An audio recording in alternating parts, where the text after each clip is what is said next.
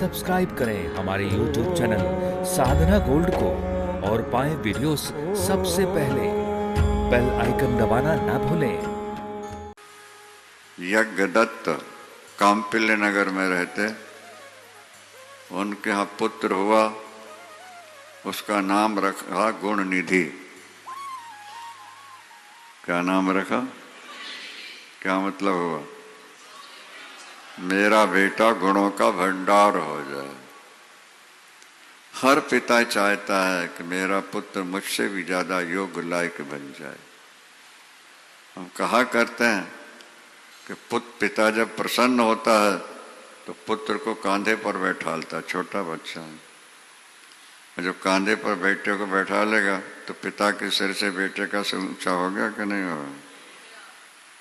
समझ में आया कि नहीं आया? पिता ने जब पुत्र को कांधे पर बैठाला तो पिता के सिर से पुत्र का सिर ऊंचा हो गया कि नहीं? इसका मतलब है कि हर पिता यही चाहते हैं मेरा बेटा मुझसे भी ज्यादा लायक बने, योग्य बने, क्या अच्छे कर्म करने वाला बने। पर प्रारब्ध जैसा होता वैसा बनता है व्यक्ति। भावना तो प्राय सभी की एक सी होती है।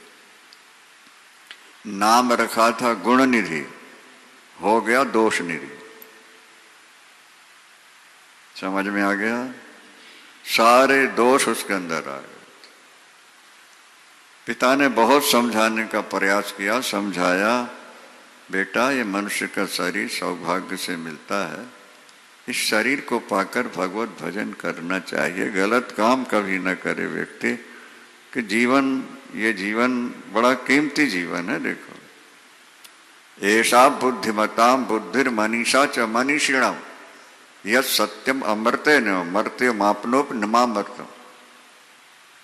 बुद्धिमानों की बुद्धि और चतुरों की चतुराई इसी में है कि अनित्य से नित्य को प्राप्त कर ले। नहीं समझ में आया? शरीर है अनित्य और इससे साधना करके नित्य ईश्वर को पा सकते हो। बुद्धिमानों की बुद्धि, चतुरों की चतुराई इसी में है कि यह असत्य से सत्य को प्राप्त कर। ये तो छूटने वाला है थोड़े समय में, अमर तो कोई देख ही नहीं रहा है यहां। इसलिए इससे उसको पाने क्या। जब पिता ने देखा किसी तरह संभाल नहीं पाएगा तो एक दिन क्रोध में आके बोले, मैं तेरा पिता नहीं, तू मेरा पुत्र नहीं, आज के बाद तेरी छुट्टी है। दोष छूट जाए, लायक बन जा तो आ जाना, ये सब कुछ तेरे लिए है। और अगर दोष नहीं छूटे तो दोबारा लौट के नहीं आना, घर से निकाल। यहां वहां डोलता रहता है।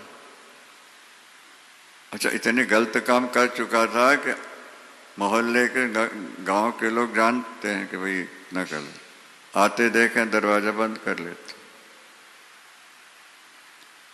2-3 दिन का भूखा तड़फता। देखो, सब दुख सहे जाते हैं पर भूख रूपी दुख सहन नहीं होता।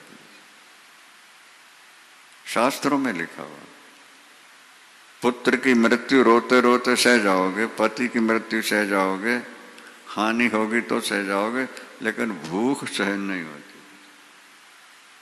उसने सोचा कि और तो कहीं कुछ मिलने का नहीं है और भूख लगी है जोर की, मंदिर चलूं, शायद मंदिर में भक्त लोग कुछ चढ़ा जाते हैं तो वहीं से कुछ प्राप्त कर। ये शिव पुराण में लिखा है, बाहर की बात नहीं कर रहे हैं। अब कहीं कुछ सहारा नहीं, मंदिर में घुसा है, अंधेला है, एक कपड़ा जलाया उसने, देखो कुछ पड़ा हो तो। पिंडी बीच में है ना, और वो ऐसे, और भोले बाबा सोच रहे मेरी आरती उतार रहा, बाहर है शंकर। क्या वो चोरी करने घुसा है, वो ये देख रहा है कि कहीं कुछ पड़ा हो तुम्हें। और भोलेनाथ क्या सोच रहे हैं? हाँ, मेरी आरती कर रहा है। इसने ये किया ना, पकड़ा गया, मृत्यु हुई, पहले तो इसको स्वर्ग भेजा गया था। बहुत वर्षों तक स्वर्ग में रहने के बाद बंगाल के राजा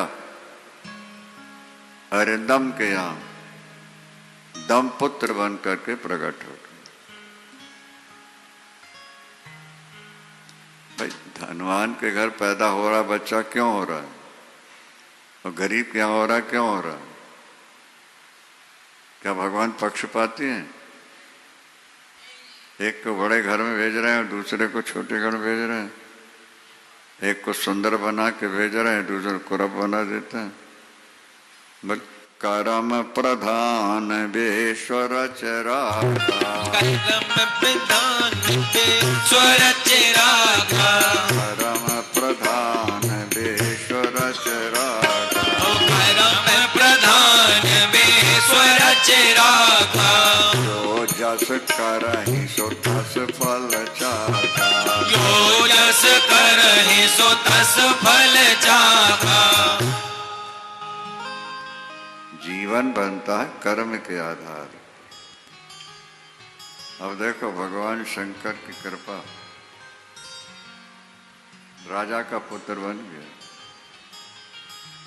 और 1.5-2 साल का हुआ और दीपक जलाना शुरू कर दिया।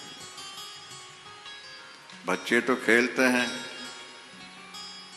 खिलौनों में, वो नहीं खेलता, वो दीपक जलवाएगा और जहां जहां शंकर जी का मन है सब कुछ चढ़ा। पिता की मृत्यु के बाद राजा बन के बैठा, पंचों को, सरपंचों को बुलाया। जो व्यक्ति मंदिर में दीपक जलाएगा वो हमारा विशेष कृपा पात्र हो जाए। मुझे तुम्हारे टैक्स की उतनी जरूरत नहीं है जितनी दीपक जलाने के लिए मंदिरों में दीपक। अपने यहाँ तो भाई दिवाली को एक दिन दीपक जलते हैं और दम के राज्य में, पूरे राज्य में 12 महीने लाखों लाख करोड़ों दीपक।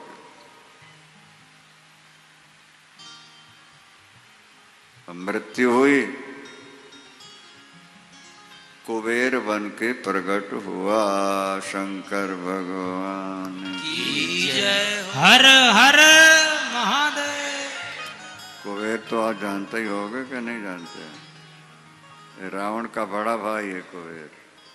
अच्छा, पैदा होने के बाद होश आते ही तो काशी चला गया।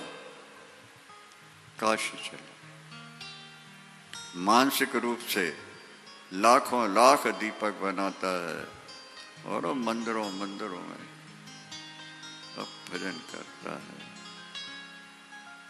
भगवान शंकर अम्बा पार्वती के साथ प्रकट हुए। भक्तराज नेत्र खोलो, मैं प्रसन्न होकर तुम्हें वर देने आया हूं। नेत्र खोले, अम्बा पार्वती साथ में, उनकी तरफ सिर हिला हिला के सोच रहा है कि इस देवी ने क्या तप किया होगा कि सदा भोलेनाथ के साथ रहती। ये तो नहीं मालूम ना कि पार्वती अम्बा या वो वही है कि कम से कम ये तो बार बार जब सिर हिलाया उस तरफ देख के, कौन सा तप किया होगा। मैं भी ऐसा तप करता कि मुझे भी सदा भोलेनाथ के साथ रहने को मिल जाता, मेरा सौभाग्य होता। अम्बा पार्वती को लगा मुझे गलत दृष्टि से देख रहा, श्राप दे दिया, एक नेत्र चला जाए तो। तिरछे नेत्र से देखा एक तरफ, एक नेत्र चला। भगवान शंकर ने कहा, रे पार्वती क्या किया है तुमने? ये तो तुम्हारा पुत्र है, मेरा पुत्र है ये तुम्हारे भाग्य की सराहना कर रहा है कि भोलेनाथ के सदा साथ रहने का सौभाग्य हमें मिल जाता है इनकी तरह। तुम समझ नहीं पाए। भगवान पार्वती मुस्कुराई, भोलेनाथ क्षमा करेंगे। आज कुबेर वित्त मंत्री बना है सारे ब्रह्मांड का। जानकारी है कि नहीं आपको? भगवान शंकर के मंदिर में कपड़ा जला के वस्तु देख रहा था खाने के लिए, भूख का मारा, और आज वो कुबेर बनकर बैठा हुआ है। अब समझ लो,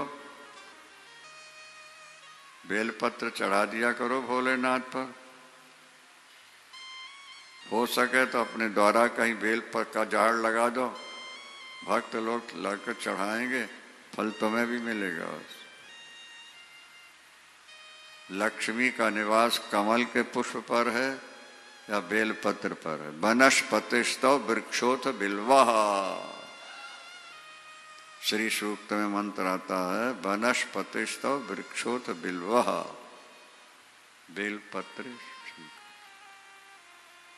समझ में आ रहा? तो बेलपत्र शंकर पर चढ़ा दिया, माने वो समझ गए, माला माल कर देंगे। तो इस कथा से ये बात मिलती है कि भगवान शंकर कितने कृपालु हैं, कितने दयालु हैं। ऐसे लोगों का जब उद्धार कर दिया तो हमारे आप जैसों का उद्धार तो करेंगे करेंगे, इसमें कोई संशय वाली बात नहीं है। भाग्यशाली हैं वे लोग जो कथा का आयोजन करते हैं, और वो भी भाग्यशाली हैं जो बैठ के भगवान का पावन चरित्र सुनते रहते हैं।